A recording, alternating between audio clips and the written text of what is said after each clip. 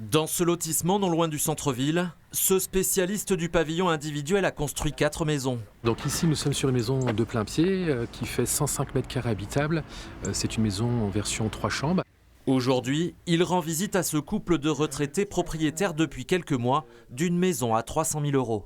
On voulait acheter une maison à Brive en plein pied, mais plein pied à Brive c'est très difficile d'en trouver. Donc on a fait le choix de construire une maison. Après 2020 et l'épidémie de Covid, le secteur de la construction individuelle a notamment souffert de la hausse des taux d'intérêt. Mais cette année, un rebond est enfin perceptible.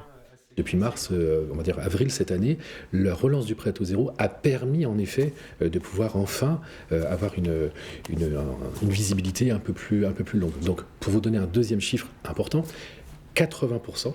C'est plus 80% entre 2024 et 2025. Donc c'est-à-dire que la profession va mieux. Des signaux positifs, même si l'accès des plus jeunes à la propriété reste difficile. À notre âge, on avait un peu épargné, on avait notre épargne et on avait déjà une maison qui nous a permis d'avoir un apport financier. Sinon, je pense qu'on ne se serait pas lancé non plus. Sinon. Si les professionnels de la maison individuelle entrevoient une embellie, le secteur des travaux publics a lui connu un creux en 2025. Instabilité politique et incertitudes économiques. Dans cette menuiserie, les marchés publics représentent un tiers de l'activité et certains chantiers sont à l'arrêt. Chose qu'on jusque-là on n'avait pas connue. Aujourd'hui, malgré un carnet de commandes stable par rapport aux mois et aux années précédentes, ces décalages de chantier, ou voire même des fois des annulations, nous, entrepreneurs, nous posent des problèmes en termes d'organisation parce qu'on se retrouve des jours à avoir du mal à occuper nos gars.